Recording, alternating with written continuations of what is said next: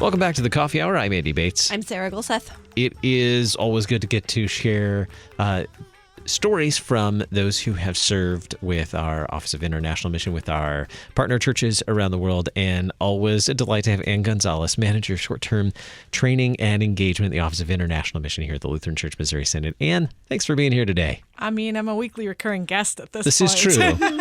Thanks for always having us. You don't even need us. You could do this, right? We could just leave. This is true. No, I'm good. I'm good. We do need you. Getting to share the story of our short-term teams that have served in a number of places. We talked about Mercy Medical teams and community health education as well. This time's a little bit different because a lot of those teams have been adults. Now we're talking about youth serving internationally, and this is really exciting. Yes, it is. And who better to lead a team of youth than a director of Christian education, right? Yes. DCE's in the house. Joining us, I'm outnumbered by a lot. Yeah, you are. Joining us by phone today, Jim Meyer, DCE, Director of Christian Education, Community Lutheran Church, Escondido, California. Jim, thanks for being our guest on the Coffee Hour. Oh, my pleasure. Great to be with you guys. Jim, what prompted you to consider an international trip? I know you've been on multiple trips. What was it that got you to consider that the first time around with a team of youth? It was actually the youth themselves. They came in and talked about it and said, "Hey, we'd really like to do something internationally."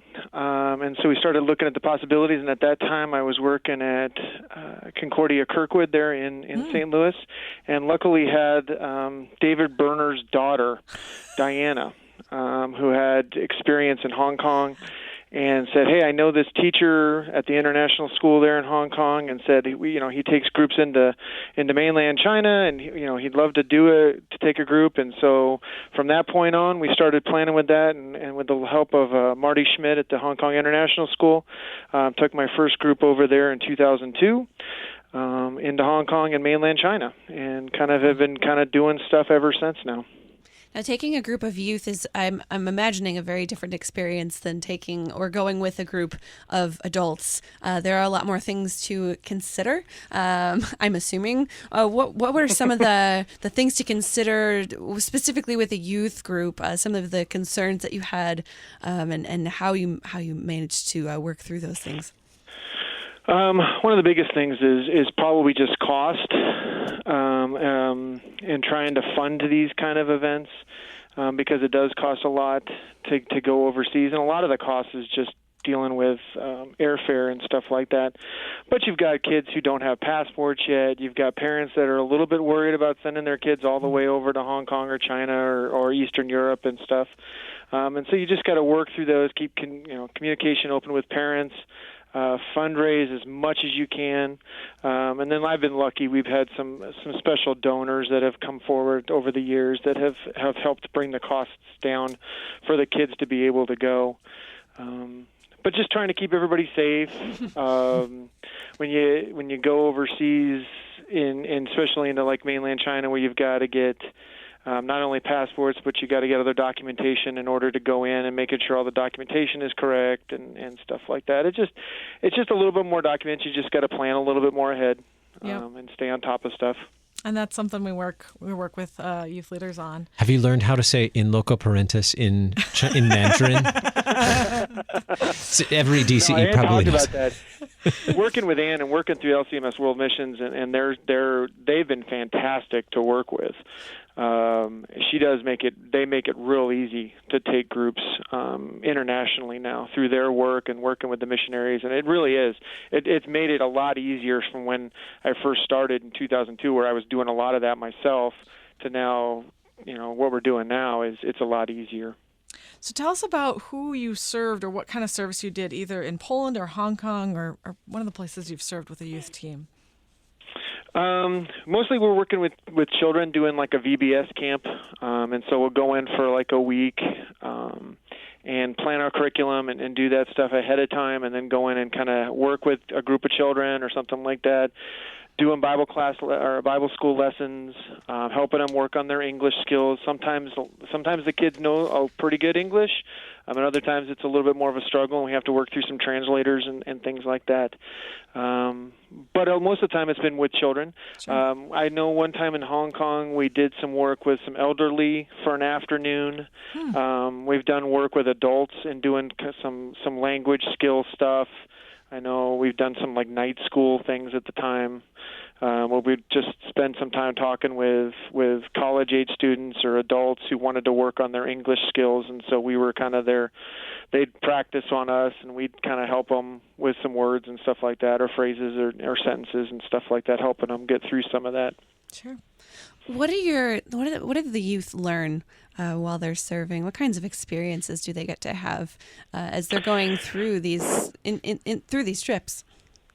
Sure. I've got three things I want them to learn. One, I want them to see a missionary at work. And so a lot of the times when we work with somebody, I really want them to see what they're doing and how they work. And each missionary is a little bit different. What Ben Helge does in Czech Republic and how he does his missionary work and works a lot with the young people and college-age students and stuff like that is a lot different than maybe what's been done in Hong Kong and things like that. So I really want them to see what a missionary really does in their home country. I want them to be able to use their abilities. And so when we do our VBS camp, we really look at what skills do my kids have that they can put into work at that camp, or whatever we're doing. So if they're more athletic, they're doing some more of the game stuff. If they're musically gifted, they're leading some of the songs and music that we have to do as for our opening devotions and things like that. Or are they really strong in English skills and some of that? So they're working more in those things. And so they're really using their skills. I want them to be able to use those skills, but also get them out of their comfort zone a little bit. I'll have to push them. Obviously, being in a foreign country is going to push them anyway, but push them a little bit maybe to get out of their comfort zone and to do some of that stuff. And then the biggest thing is just learning about a different culture. And experiencing a different culture than what they're used to. When we're sitting in a church in Poland and we don't understand anything that's going on inside the worship service, but all of a sudden, they'll recognize a tune that's being played on the organ, and all of a sudden, hey, we know this song, we can sing this song in English, and so that's kind of a fun thing that we experience their culture, but realize, wait a minute, we're all worshiping the same God, we're all praying to the same God, we've all got the same kind of thing. It's just in a different language, which is fun. That's fun. How does an experience of serving internationally like this, whether it's Poland or Hong Kong, how does that make a difference then for them in their daily lives back at home? Or how does that make a difference for them in congregational life back at home? I think they've experienced some stuff that maybe the congregation hasn't experienced, been given a chance. And so I think the congregation kind of looks at them as saying, hey, that's kind of a cool experience for their kids. And so it puts them in a different light. Rather than the high school congregation might be just looking and go, oh, that's just a bunch of crazy high school kids, they're just doing lock-ins and stuff like that. I think it puts them in a different light when the congregation looks at them because they've actually gone out and done some service work. And I think it has have an impact on different cultures that they experience within the high school setting or when they step onto a college campus. They understand a little bit about what the Chinese culture is because they've walked in it. They understand a little bit about what's coming out of Latin America and things like that because they've walked those streets and some of that. Now they've only been there for maybe 2 weeks, but at least you've learned a little bit on those 2 weeks while you were there. I've got one of my former youth kids is now serving in Taiwan and doing a 2-year mission work through Concordia Seward and stuff like that, working there in Taiwan. And I've got another one who's working through Peace Corps in Morocco. Wow. And so we've had some different. They've made some life choices based on some of the experience they've had with us. So I think it does impact them heavily, and if nothing else than just their world attitude about the opportunities that maybe the world gives them as they move into college or as they could become a young adult, that, hey, I can live in another country. I can go see that another country. I've done this before. I know how to get through customs, and I've done this kind of thing before. Sure. What advice might you share with other youth leaders who are considering an international mission trip for youth?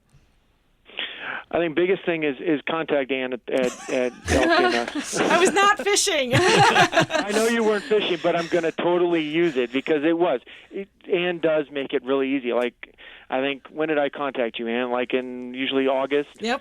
And I'll say, Ann, we're looking at I want to go somewhere here. I'm looking down here. I'm looking over there. What do you have as options? And then she starts to work, and she'll start talking with the people on the ground and say, hey, are you looking for a team? Could you use this kind of team? What about, this kind of options? And then she'll, then we had, I don't know, you came back to me with a couple different options. Yep. That we had, and it just kind of like this coming summer we're going to Peru, which is a totally different situation. Never been to Peru, but the kids are excited. It just worked out. You could kind of see where God was pushing us in one direction and out of another one.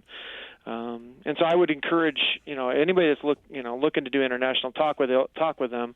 There's a couple other different agencies around that I've worked with that do some international stuff. We went down to Puerto Rico a couple years ago through YouthWorks and some of the international stuff that they've done. But LCMS World Missions and work with them, they just make it real easy to do some of that stuff. Okay, Ann, so how do we get in touch with you? What do we need to know if we're looking at taking a team of youth on an international trip? Sure. So all of our current opportunities are listed at servenow.lcms.org. Now, one thing I do need to mention is that not every opportunity is a good fit for a youth team, and there are age limits and chaperone ratios and things like that. But if you are interested, start looking there, and then there's a contact us button and reach out and see if one of those would be a good match for your youth group. Very good. And I have to clarify, in loco parentis, I used words in another language without explaining what that means. Yeah, I'm completely clueless. It means in place of parent. Now, we just talked with Cheryl Swope and talked about learning Latin. See, if we would have learned Latin, we would know this. I would have known. But most DCEs probably know what it means or in a youth leader, because every legal form talks about acting in loco parentis in place of parent, because you're taking on the responsibility. And we have those forms, and we get them notarized. We're all over that. So there's a whole legal side to taking youth on a trip. And so there's a lot of work, but it sounds like you got that covered, got that all worked out. It sounds like Jim's an expert at it. So. Yes. Jim, thank you so much for sharing your stories with us today, and God bless you and the upcoming trip to Peru with your team. Jim Meyer, DCE, Community Lutheran Church, Escondido, California. Thanks for being our guest on the Coffee Hour. Thanks, guys. Appreciate it. I'm Andy Bates. I'm Sarah Golseth. I'm Ann Gonzalez. You listen to the Coffee Hour.